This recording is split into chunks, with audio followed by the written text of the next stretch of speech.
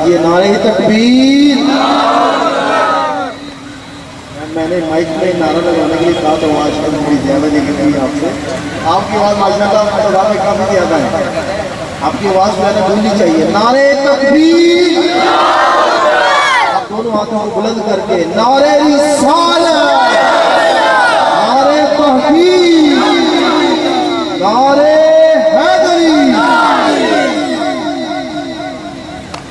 الحمدللہ رب العالمین والصلاة والسلام على سید الانبیاء والمرسلین۔ قال اللہ تعالی وتبارک فی القرآن المجید والفرقان الحمید۔ لقد كان لكم في رسول الله أسوة حسنة صدق الله العظيم۔ اللهم صل على سيدنا ومولانا محمد وبارك وسلم عليه۔ حمد و صلاة کے بعد عزتوں کی مسند پر جلوہ فراز عالی مرتبت ذی وقار محترم محتشم علماء کرام اور واجب الاحترام ذوی الاحتشام برادران اسلام، السلام علیکم ورحمۃ اللہ وبرکاتہ۔ توفیق باری تعالی مجھے اور آپ کو حضور علیہ السلام کے ذکر جمیل کی سعادت مندیاں نصیب ہو رہی ہیں۔ دعا ہے اللہ تعالیٰ میری اور آپ کی حاضری کا ایک ایک لمحہ قبول فرمائے اور قابل عمل باتوں پر توفیق عمل نصیب فرمائے۔ اللہ تعالیٰ نے حضور علیہ السلام کو خوبصورت اوصاف عطا کیے تھے۔ میرے حضور کی ہر عادت خوبصورت اور ہر انداز ہی دل نشیں تھا۔ من جملہ اوصاف میں جو ایک خاص وصف محبوب علیہ السلام کو عطا کیا گیا وہ یہ تھا کہ میرے حضور لوگوں کی قدر کیا کرتے تھے، آنے والوں کو پیار محبت الفت عطا کی جاتی۔ یہی وجہ تھی کہ کوئی ایک بار اگر میرے رسول کی چوکھٹ پر آ گیا تو پھر ہمیشہ کے لیے اسی در دولت کا ہو کے رہ گیا۔ اس کے سگے ماں باپ بھی پاس کھڑے ہو کر پوچھتے رہے کہ بیٹا تم ہمارے ساتھ واپس نہیں چلو گے؟ تم آزادی پر غلامی کو ترجیح دے رہے ہو، تم غلام بن کر جینا پسند کرتے ہو؟ تو انہوں نے آنکھیں نیچی کر کے کہا آپ کا مقام و مرتبہ، آپ کی شان و منزلت بھی اسی چوکھٹ سے سنی ہے۔ اسی رسول نے ہمیں بتایا ہے کہ اگر ماں باپ راضی ہیں تو عرش کا رحمان بھی راضی ہے۔ یہ اسی رسول کی تعلیمات ہیں کہ جنت ماں کے قدموں کے تلے ہوتی ہے۔ تو بہت کچھ عظمتوں کا آپ کا انہی نے تو بتایا ہے، لیکن جو پیار حضور نے عطا کیا ہے وہ اور کسی جگہ نصیب نہیں ہوگا۔ میرے حضور لوگوں کی قدر کیا کرتے، یار اس بات کا اس سے بڑھ کر اور کیا ثبوت ہوگا کہ ساری زندگی کوئی الگ سے مسند اور کوئی سٹیج لگا کر بیٹھنا پسند ہی نہیں کیا۔ جہاں فرش پر صحابہ بیٹھے ہوتے دو جہاں کے عرش پر جانے والے محبوب بھی ساتھ بیٹھ جاتے۔ کسی نے صحابہ سے پوچھا کہ جب حضور تمہارے درمیان یوں گل مل کے بیٹھ جاتے تھے تو کوئی نیا شخص جب آتا تھا تو اسے کیسے پتہ لگتا تھا یہ اللہ کے رسول ہیں؟ تو صحابہ نے کہا کہ یار یہ تو پوچھنے کی ضرورت ہی نہیں پڑتی تھی، حضور کے گورے رنگ کی چمک بتا دیتی تھی یہی امام الانبیاء ہے، یہی محبوب خدا ہے۔ ورنہ کوئی الگ سے تشخص قائم کر کے بیٹھنا میرے حضور پسند ہی نہیں کیا کرتے۔ اللہ اکبر، میرے حضور جو کام صحابہ کر رہے ہوتے میرے حضور اسی میں شریک ہو جاتے۔ کسی سفر سے صحابہ واپس پلٹ رہے تھے کہ ایک باغ کے اندر پڑاؤ کیا۔ باغ میں پیلو کے درخت اگے تھے اور ان پر پیلو کا پھل پکا تھا۔ صحابہ کو شاید کہ بھوک محسوس ہوئی تو صحابہ نے وہ پھل توڑ توڑ کر کھانا شروع کر دیا۔ یہ بچپن میں ہم بھی وہ کبھی گرمیوں کے دنوں میں جامن کے درختوں کے نیچے چلے جانا تو پھل توڑ کر کھانے کا بڑا لطف آتا تھا۔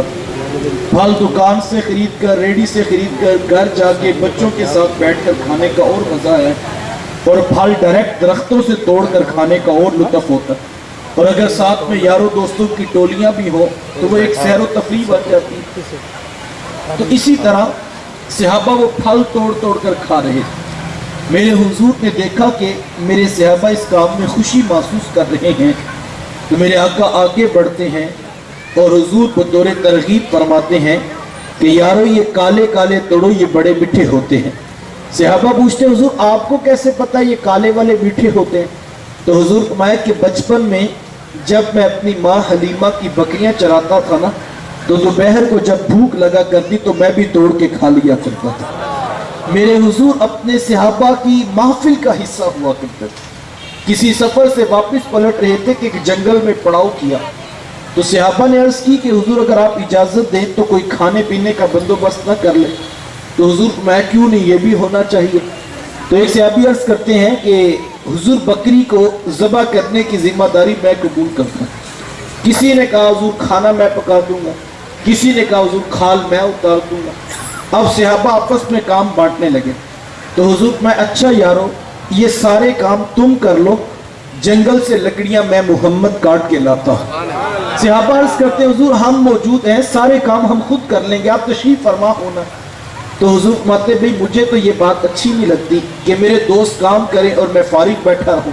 پھر دو جہاں کے سردار آقا اٹھ کر تشریف لے جاتے ہیں اور جنگل میں جا کر اپنے ہاتھوں سے لکڑیاں کاٹ کر ان کا گٹھا باندھ کر اپنے سر انور پر رکھتے ہیں، اور پھر جب واپس پلٹتے ہیں تو صحابہ اپنی آنکھوں سے دیکھتے ہیں کہ دو جہاں کا سردار آقا اپنے غلاموں کے پیار میں لکڑیاں اپنے سر انور پر اٹھا کے لا رہے ہیں۔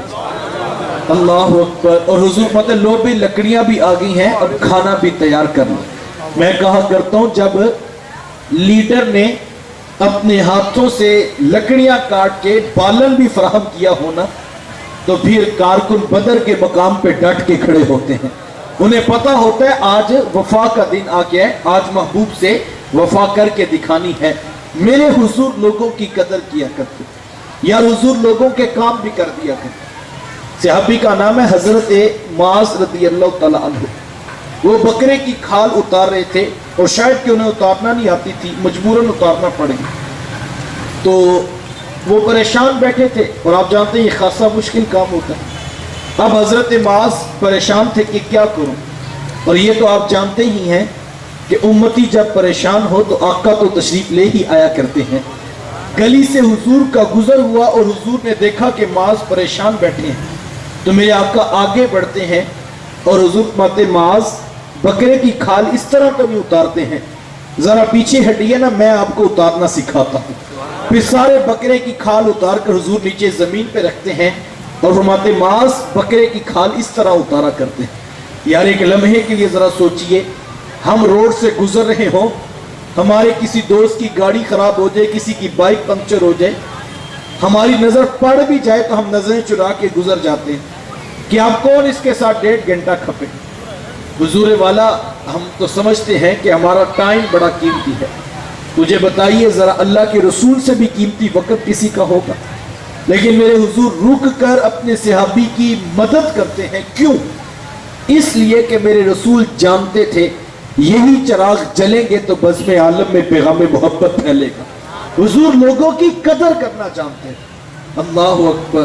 صحابی کا نام ہے حضرت جریر بن عبداللہ رضی اللہ تعالیٰ عنہ۔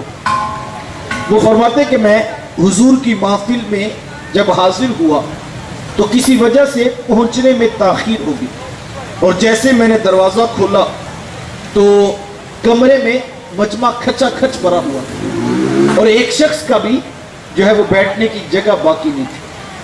تو فرماتے کہ میں ایک لمحے کے لیے رکا کہ اب کیا کروں، اور آداب مجلس بھی یہی ہے کہ جہاں پر جگہ ملے وہیں پر بیٹھتے، لوگوں کی گردنوں سے پھلانگ کر آگے آنے سے منع کیا گیا۔ اور اس بات پر اتنی سخت روایت ہے کہ اللہ کے رسول صلی اللہ علیہ وآلہ وسلم نے ارشاد فرمایا، حضور فرمایا کہ جو شخص جمعہ کے دن لوگوں کی گردنیں پھلانگ کر آگے آیا، گویا کہ اس نے جہنم کی طرف پل بنایا۔ اتنی سخت روایت ہے۔ اور ایک علماء نے مفہوم یہ بیان بتایا کہ اس شخص کا جہنم کے اوپر پل بنایا جائے گا اور لوگ اس کے اوپر سے چلیں۔ کیوں؟ اس لیے کہ یہ دنیا کے اوپر لوگوں کی تذلیل کرتا ہے۔ ہم نے بچپن سے یہ حدیث سنی، علماء یہ بات بیان کرتے آئے، میٹرک کے سلیبس میں بھی ہمیں یہ حدیث اسلامیات میں پڑھائی گئی، لیکن ہماری آج بھی یہی پریکٹس ہے 1:45 हो गए हैं। कारी साहब खुतबा जुम्मा इरशाद फरमा रहे हैं। मस्जिद का हाल खचा खच भरा हुआ है और एक शख्स पीछे से फलांगता हुआ आकर पहली सफ पे बैठता है। जनाब ये कौन होते हैं जी? ये मस्जिद के सदर होते हैं। हम मस्जिद को 5000 फंड देते हैं महाना, लिहाजा हम लोगों की तजलील करते हुए आके स्टेज पर बैठे। हमारे यही रवैये हैं और आज तक हम इंसानियत की कदर ही न जानते। आपके लाहौर की गुलबर्ग की कहानी, रमज़ानुल मुबारक का महीना था, जोहर की नमाज थी, इकामत कही जा चुकी थी, सफ़े बनाई जा चुकी थी और कारी साहब ने रुख पीछे किया। एक इमाम साहब जो एक नौजवान पहली सफ में खड़ा और उसे मुखातब करके कहने लगे कि बेटा आप पीछे चले जाएं, हाजी साहब को पहली सफ में कर दो। क्यों भाई? हाजी साहब ने पहली सफ में नमाज पढ़नी थी तो वो वक्त पर आते। मैंने कहा क्या पता आपको, किसी ने जो है वो फैक्ट्री से छुट्टी ली होगी, किसी ने दुकान का शटर नीचे किया होगा कि मैं जाके मोहम्मद के रब को सजदा करके आता हूं, लेकिन उसे नहीं पता था उसकी गुर्बत के कपड़े उसे पीछे कर देंगे और हाजी साहब के कल्फ लगे कपड़े उनको आज आगे ले आए। ये रवैये लोगों को दीन से दूर कर देते हैं। हमें हुजूर अलैहिस्सलाम की उम्मत को मोहब्बत देने का मिजाज सीखना होगा। देखिए आज लोग दीन से दूर हो गए तो उसकी एक बुनियादी वजह यह भी है कि गरीब शख्स को जो है वो किसी जो है वो शख्स के पास बैठ ही नहीं सकता। देखिए पीर साहब के हुजरे में भी प्राडो वाला बैठ सकता है। मौलवी साहब भी उठ के सीधे मुंह सलाम उससे लेते हैं जुमेरात को नजराना जिससे मिलना हो। नाथ खां भी किसी माड़े बंदे को अपना नंबर नहीं देता। तो मुझे बताएं कि फिर लोग दीन की तरफ कैसे आए? हमें लोगों को दीन के करीब करना है तो फिर हर किसी को करीब करें। अमीर के लिए ज़ाब्ता और है, गरीब के लिए ज़ाब्ता और, ऐसा क्यों भाई? यही वजह लोगों को दीन से दूर कर देती और हुजूर के यहाँ ये बात नहीं थी। अल्लाह अकबर। शख्स का नाम है असवद, रंग का काला, जात का गुलाम। रंगत की स्याही और जात की गुलामी की वजह से कोई उसे पास नहीं बिठाता। जिसकी नजर पड़ती है वो मुंह फेर लेता है। एक दिन टूटा दिल लेकर दरे हबीब पे आ बैठा और आकर मेरे हुजूर से पूछता है कि हुजूर अगर असवद ईमान ले आए तो असवद को क्या मिलेगा? मेरे हुजूर चाहते तो जन्नत की खुशखबरी सुना देते, मेरे हुजूर चाहते तो जहन्नम से आजादी की खबर सुना देते, लेकिन बंद सीनों के दर्द जानने वाले रसूल हुजूर जानते थे असवद को ना भी जन्नत की खुशी है ना जहन्नम से आजादी का मुइदा रहमत चाहिए। असवद तो किसी और मर्ज में तड़प रहा है। अर्ज की हुजूर अगर असवद ईमान ले आए तो असवद को क्या मिलेगा? मेरे हुजूर ने मुस्कुरा के कहा अबू बकर और उमर को जो मिला वही असवद को मिलेगा। अगर असवद पहले आ गया तो असवद पहली सफ में बैठेगा, अबू बकर पिछली सफ में बैठेगा। कोई अथॉरिटी नहीं, ये जात का गुलाम है इसे पीछे करो, ये कुरैशी सरदार है इसे आगे करो, ये मोहम्मद की चौखट है। इन्ना अकरमकुम इंदल्लाहि अत्काकुम, यहां पर वही मोतबर है जो अल्लाह के यहां तकवे की बुनियाद पर रखा गया है। हमें यह ज़ाब्ता सिखाया गया। खैर वो तो हजरत जरीर बिन अब्दुल्लाह रज़ियल्लाहु तआला अन्हु सहाबी रसूल थे। फरमाते मैंने दरवाजा खोला तो कमरा खचा खच भरा हुआ था और एक शख्स के बैठने की भी गुंजाइश नहीं थी। तो मैंने सोचा कि चलो यही नीचे जमीन पर बैठ जाता। फरमाते कि मैं नीचे बैठने ही लगा था कि मेरे हुजूर की निगाहे करीमाना मेरे ऊपर पड़ गई और हुजूर ने जल्दी से कंधों से कपड़ा उतार कर मेरी तरफ फेंकते हुए कहा जरीर बिन अब्दुल्ला नीचे जमीन पर ना बैठना, ये बिछा लो, इसके ऊपर बैठ जाओ। यार कौन खतीब है जो आने वालों को कंधों से चादर उतार कर देता हो? यहां पर तो कोई अगर लेट आ जाए तो उसको पीछे से रुसवा कर दिया जाता है कि तो अब लंगर टाइम आ गया, तू चावल खाने के लिए आया, पहले तू सोया हुआ था। यहां पर तो सुभान अल्लाह ऊंची आवाज में ना कहा जाए तो खतीब बिगड़ जाता है कि तुम्हें सुनने का चार्ज नहीं आता। जाते हुए मुट्ठी गर्म ना की जाए तो दोबारा उस बस्ती के ऊपर निशान लगाया जाता है कि अगले साल इनको टाइम नहीं देना, ये बेचज्जे लोग हैं, इन्हें मेहमान की कदर भी नहीं आती। अल्लाह अकबर। आज कहा जाता है किताब मुफ्त नहीं तो तकरीर मुफ्त क्यों? आज कहा जाता है गाड़ी मेरी भी पेट्रोल से चलती है। साहिब आ जरा देख मेरे रसूल का अंदाजे तबलीग। हुजूर आने वालों के कदमों के नीचे अपने कंधों से चादर उतार कर बिछा रहे हैं। मुझे बताएं जब मुबल्लिग अपने खिताब, अपने बयान और अपनी गुफ्तगू और अपने पैगाम के बारे में इतना मुखलिस हो तो फिर लोगों का क्यों नहीं दीन की तरफ आने को जी करेगा? मोहब्बत बांटिए, प्यार बांटिए, उल्फत बांटिए। जिस शख्स को आप चाहते हैं वो दीन की तरफ आ जाए। बाज़ का ऐसा होता है, एक भाई जो है वो 5 वक्त का नमाजी होता है और उसकी ख्वाहिश होती है कि मैं दूसरे भाइयों को भी मस्जिद में ले आऊँ। बाज़ का ऐसा होता है, बहन नमाज पढ़ने वाली होती है और उसकी ख्वाहिश होती है कि दीगर बहनें भी जो है वो नमाज की तरफ आ जाए। तो मैं ये कहता हूँ, रुसवा करने से लोग दीन की तरफ नहीं आएंगे। लोगों को मोहब्बत दीजिए। यार ये आसान काम नहीं था अपने अबाओ अजदाद का मजहब छोड़ के इस्लाम को कबूल करना, ये इतना आसान नहीं। तो फिर लोगों ने कैसे कबूल कर लिया? उसकी एक बुनियादी वजह ये नजर आती है कि मेरे हुजूर ने प्यार ही इतना किया था कि लोगों ने फैसला किया, यार जो प्यार इतना करता है छोड़ो मजहब भी उसी का इख्तियार कर लेते हैं। ये हुजूर का प्यार था कि लोग जो है वो दीन की तरफ आ गए। 100% ठीक कोई भी नहीं होता, माँ के पेट से कोई भी 100% दीन सीख के नहीं आता। लोग जहां खड़े हैं उन्हें उंगली पकड़कर दीन की तरफ लाने का मिजाज पैदा कीजिए। लोगों की गलतियों को बर्दाश्त कीजिए, लोगों की कोताहियों को बर्दाश्त कीजिए। 100% ठीक कोई भी नहीं होता, खूबियां देखने का मिजाज पैदा करें। और जब आप खूबी देखेंगे आपकी अपनी जिंदगी में भी सुकून पैदा होगा। वो बड़ी खूबसूरत बात, कोई दानिश्वर थे तो उन्होंने एक गिलास पानी का लाकर टेबल के ऊपर रखा और उन्होंने लोगों से पूछा कि आप इसमें क्या देख रहे हैं? तो हर शख्स कहता कि आधा गिलास पानी का खाली है। दूसरे से पूछा, वो भी कहता जनाब आधा गिलास पानी का खाली। बात चलते चलते जब वापस उन तक आ गई तो लोगों ने कहा कि इसमें तो पूछने वाली बात नहीं, आधा गिलास पानी का खाली है और सबको नजर आ रहा है, तो आप ये सवाल क्यों कर रहे हैं? तो वो दानिश्वर मुस्कुराए और कहने लगे, अल्लाह का शुक्र है कि मुझे तो आधा गिलास भरा हुआ नजर आ रहा है। हमें लोगों के आधे खाली गिलास तो नजर आते हैं, आधे भरे हुए नजर नहीं आते हैं। अपना सारा भी खाली हो तो अपना सारा ही भरा हुआ नजर आता है। मेरे शेख तरीकत एक दिन फरमाने लगे, बेटा मैं तुम्हें तसव्वुफ की रूह, फलसफा और निचोड़ना बता दूं। तो हम सब मुतवज्जे हो गए कि सारा तसव्वुफ तो पहले ही शहद, मिठास और खंड का नाम है, जब उसको भी निचोड़ेंगे तो फिर क्या शय निकलेगी। तो हम मुतवज्जे हुए कि आज ये सबक याद कर लेना। तो मेरे शेख फरमाने लगे कि बेटा सूफिया की तालीमात का अगर रस पूछो, फलसफा और निचोड़ पूछो, खुलासा पूछो तो वो एक बात बनती है। तो हमने कहा जी वो बात क्या है? तो मेरे शेख फरमाने लगे, बेटा सूफिया फरमाते हैं अगर खूबी देखने का शौक आ जाए तो लोगों में तलाश कर लिया करो, और अगर कभी खामी देखने का शौक आए तो अपने अंदर उतर जाया करो। खूबियां औरों में देखना, खामियां अपने अंदर देखना, यह अहले तसव्वुफ का मिजाज हुआ करता है। वो पता नहीं कैसा सूफी है जिसे हर शख्स के अंदर सिर्फ ऐब ही नजर आता है। तसव्वुफ जोड़ने का नाम है साहिबो। आए मोहब्बत बांटिए, प्यार बांटिए, अपने घरों के अंदर, अपने रवैयों के अंदर नरमी पैदा कीजिए। और ये चीज हम सीरत रसूल से सीख सकते हैं। सहाबी का नाम है हजरत अनस रज़ियल्लाहु तआला अन्हु। वो बड़े फख्र से लोगों को बताया करते थे कि लोगों मैं वो खुशकिस्मत हूँ जिसने 10 साल आमिना के लाल की खिदमत की है।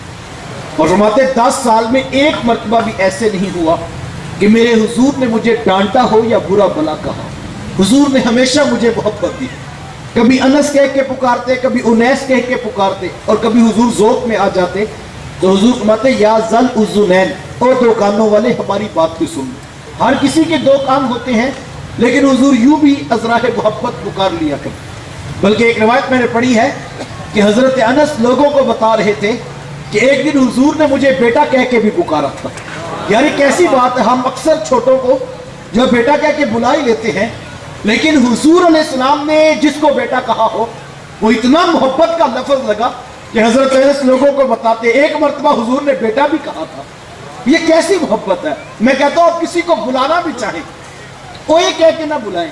अगर बड़ा है उसे चचा कह लें, अगर छोटा उसे बेटा कह ले, उसे भाई कह के पुकारे, अगरचे वो आपका मुनाजी भी क्यों ना हो। जब आप भाई कहेंगे तो उसे मोहब्बत का एहसास होगा। और हजरत अनस रज़ियल्लाहु तआला अन्हु फरमाते हुजूर इतना प्यार किया करते, बात का घर में काम काज करते हुए मेरे से अगर कोई बर्तन टूट जाता तो अज़वाजे मुतहरात में से अगर कोई मुझे डांटना चाहता तो मेरे हुजूर जल्दी से मेरे वकील बन के खड़े हो जाते। और हुजूर फरमाते खबरदार मेरे अनस को कुछ ना कहना, अगर बर्तन टूट गया है तो मेरे अनस का कसूर तो नहीं, तुम्हारे बर्तन की उम्र ही थोड़ी थी। یہ بنا اتنے دنوں کے لیے تھا, جب عمر پوری ہوگی تو ٹوٹ گیا. یار یہ کتنی خوبصورت بات. ہم ذرا اپنے گھروں میں غور کریں, یہ سارا دن ہماری دکانوں پر چھوٹے بچے چائے لا کر دیتے ہیں, کبھی گلاس رکھتے ہوئے, کپ رکھتے ہوئے اسے ٹوٹ جائے تو ہمارا رویہ کیا ہوتا ہے؟ یار ہمارے تو گھر کی بہو سے برتن ٹوٹ جائے تو 8-8 دن لڑائی جھگڑا نہیں ختم ہوتا. کہے جناب بس کیجئے, کپ ایک گلاس کی تو بات تھی, صبح بازار سے نیا لا دیں.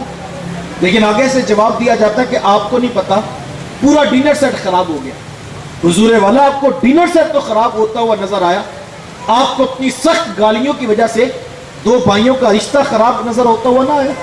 ایک کپ ایک پلیٹ کی خاطر بھائی بھائی کا گریبان پکڑتا ہوا نظر نہ آیا.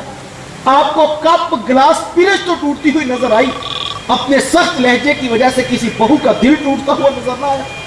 بانجے نے گاڑی پر سکریچ ڈال دیے, آپ کو پوری گاڑی میں 1 انچ کا سکریچ تو نظر آ گیا, لیکن آپ کے تھپڑ کی وجہ سے جو گھر اور خاندان ٹوٹا وہ نظر نہیں آیا آپ کو. چیزیں ٹوٹ جاتی ہیں, کتاب جو ہے وہ کپ گلاس پیرچ برتن یہ چیزیں دکانوں سے مل جاتی ہیں. یقین جانیے بھائی دکانوں سے نہیں ملتے ہیں, بہنوں کا پیار بازاروں سے نہیں ملتا ہے. یہ محبت کے رشتے جو اللہ نے دیے ہیں انہیں جوڑنے کا مزاج سیکھیے. بعض کا ایسا ہوتا ہے بڑے قربانی دے رہے ہوتے ہیں اور اس وجہ سے چھوٹے جو ہیں محبت کرتے ہیں, اور بڑے بعض کا جب دل برداشتہ ہوتے ہیں تو یہ کہنا شروع کر دیتے ہیں کہ ہم نے ٹھیکہ نہیں لیا کہ ہر مرتبہ ہم نے قربانی دینی ہے. اور میں کہتا ہوں میاں جو بڑے ہوتے ہیں انہوں نے ٹھیکہ لیا ہو, جو وہ بڑے ہوتے اسی لیے. اگر کبھی چھوٹے قربانیاں دینے لگیں تو سمجھ لیجیے اب چھوٹے بڑے بن رہے ہیں. بڑے اگر بات بات پر ترازو تول کر حساب مانگنے لگے اور 2 + 2 کا جواب 4 ہی نکالنا چاہیں تو میں یہ کہا کرتا ہوں 2 + 2 = 4 ہے. یہ ریاضی کا کلیہ ہے, یہ شریعت کا دیا ہوا محبت کا مزاج نہیں ہے. یہ محبت کا کلیہ یہ نہیں ہے 2 + 2 جواب 4 آئے, یہ ریاضی کا کلیہ جناب. محبت کا, پیار کا, رشتوں کا کلیہ کیا ہے؟ اگر میں سے آپ پوچھیں کہ خاندان کو بچانے کا کلیہ کیا ہے تو میں یہ کہتا ہوں 2 + 2 بعض کا جواب 0 آتا ہے, لیکن بہنیں گھر سے راضی ہو کے بھائی کے جاتی ہیں. بچتا کچھ نہیں ہے لیکن رشتے میں بہن کا پیار ملتا ہے. کبھی ایسا بھی ہوتا ہے 2 + 2 کا جواب -2 آتا ہے کہ بندہ پیسے بھی لگاتا ہے اور جواب میں نفی بھی ہو رہی ہوتی ہے. تو میں کہتا ہوں اس نفی کا مطلب کیا ہے کہ یہ محبت کا کلیہ ہے. جو کاروبار ہے وہاں پر پروفٹ آتا ہے, بہنوں پر اور بھائیوں پہ خرچ کرنے سے کوئی کہ میرا پروفٹ بھی آئے تو جناب پروفٹ یہی ہے کہ بہنیں راضی ہو کے گھر سے جائیں. پروفٹ یہی ہے کہ بھائی تمہاری قدر کرنے لگیں. اور جو بعض کا یہ کہتے ہیں جی میں ہی ساری چٹنیاں بنوں, اور یار تو خوش قسمت ہے کہ تجھے چھوٹے بھائی کو جو ہے وہ حوصلہ دینے والا تجھے بنا دیا گیا. آخری بات پر بات مکمل کر لوں, میں یہ کہتا ہوں کہ اس ایک حدیث کو اپنے ذہن میں ضرور رکھیے گا, اور جب کبھی امتحان کی گھڑی آئے, کسی بھائی کا بوجھ اٹھانا پڑے, کسی بہن کو پیسے دینے پڑے, گھر جوڑنے کے لیے قربانی دینی پڑے, تو اس ایک بات کو ضرور اپنے ذہن میں رکھ لیجئے گا. حضور تشریف فرماتے صحابہ بیٹھے تھے کہ ایک نوجوان حاضر خدمت ہوا, آ کر عرض کرتا ہے کہ حضور میں کماتا ہوں اور میرا بھائی کماتا نہیں ہے, رہتے اکٹھے ہیں, اخراجات سانجے ہیں, تو میرے حصے کی کمائی بھی اس کی طرف چلی جاتی. اس طرح ایک کمانے والے بھائی نے نہ کمانے والے کی شکایت اللہ کے رسول کی بارگاہ میں پیش کی. آج گھر گھر کا یہی ٹکڑا ہے, جو زیادہ کماتا ہے وہ دوسروں کو خاطر میں نہیں لاتا. بڑا بھائی چھوٹوں کے لیے بے پناہ محبت کے جذبات رکھتا ہو, لیکن اس کی آمدن تھوڑی ہو تو چھوٹے اس کو تانا دیتے ہیں کہ تو نے باپ کے بعد کون سی جاگیر سنبھالی ہے کہ ہم تیری قدر کریں, تیرے بچوں کی فیسیں تو ہم دیتے ہیں, کیا یہ تانے دیے نہیں جاتے؟ تیرے گھر کے دودھ کے بل تو ہر مہینے ہم دیتے ہیں, بجلی کا بل تو ہم بھرتے ہیں, یہ تو ہمارا بڑا پن ہے کہ ہم نے تجھے ساتھ رکھا ہوا. تیری کس بات سے عزت کرے؟ کون سا خرچہ جو تو نے گھر کا سنبھالا ہوا؟ آج جو گھر میں پیسے نہ دے سکے مہانہ بھائی اس کی قدر بھی نہیں کرتے ہیں. اللہ کے رسول سے عرض کی حضور میں کماتا ہوں, میرا بھائی کماتا نہیں, رہتے اکٹھے ہیں, اخراجات سانجے ہیں, تو میرے حصے کی کمائی بھی اس کی طرف چلی جاتی ہے. تو میرے حضور نے گھروں کو جوڑنے والا کتنا خوبصورت نسخہ کیمیا ارشاد فرمایا. حضور فرمایا ہو سکتا ہے اللہ تجھے رزق تیرے اس بھائی کی وجہ سے دے رہا ہو جو کماتا نہیں ہے. یار یہ کتنی بڑی بات ہے. یہ تو کرم ہو گیا کہ تیرا ہاتھ دینے والا بنا دیا, لینے والا نہیں بنایا. اگر تیرا ہاتھ لینے والا بنا دیتے تو کیا کر سکتا تھا؟ 1000 روپیہ بھائی کو دیتے ہوئے 10 گالیاں 5 باتیں تو سناتا ہے. ایک لمحے کے لیے سوچ, اگر یہ 1000 لینے کے لیے تجھے اتنے دن دیکھنے پڑے تو زندگی مشکل ہے یا کہ نہیں؟ یہ تو کرم ہوا کہ اس نے تیرا ہاتھ دینے والا بنا دیا اور تجھے لینے والا نہیں بنایا. تیرا آسمانوں کو ستارہ چھونے لگا, خاندان, برادری, بہنیں, بھائی سب نیچے رہ گئے, پورا معاشرہ تیرے گیت گانے لگا. تو یہ تیرا کمال تو نہیں, یہ تو کرم ہے اس کا. تیرا امتحان تھا یہ. تجھے اونچا اس لیے نہیں کیا تھا کہ تو ایم پی ایم این اے کے ساتھ رشتہ داریاں جوڑتا پھرے. تجھے اونچا اس لیے نہیں کیا تھا کہ تو وزیروں مشیروں کی دعوتیں اڑاتا پھرے. تجھے اونچا اس لیے کیا تھا تو پلٹ کے پھر نیچے دیکھتا. جو بہن, بھائی, بھتیجے, بانجے نیچے رہ گئے تھے ان کو کھڑا کرنے کا مزاج پیدا کرتا. یہ امتحان ہوتا ہے. وہ بعض سے لے کر آزماتا ہے اور بعض کو دے کر آزماتا ہے کہ اب کیا کرتا ہے. اور یہ ہر کسی کی زندگی میں آتا ہے. اور جو اس امتحان میں نیچے والوں کو یاد رکھتا ہے پھر وہ اوپر والا کرم کر دیتا ہے.